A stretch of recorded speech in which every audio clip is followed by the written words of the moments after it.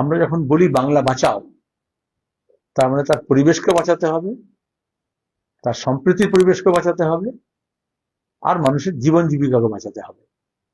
সে লড়াই আমরা শুরু করেছি, যা চলছে রাজ্য জুড়ে।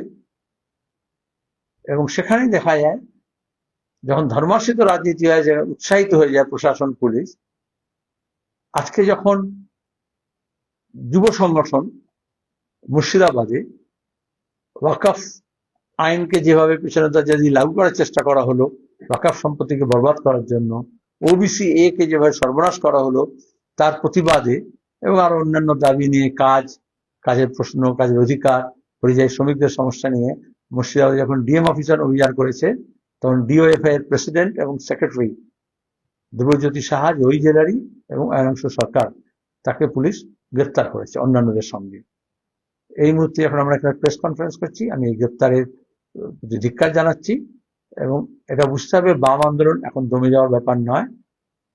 তারা বহরমপুর থানাকে ঘিরেছে, সেই যুবরাই নিঃশর্ত মুক্তির দাবি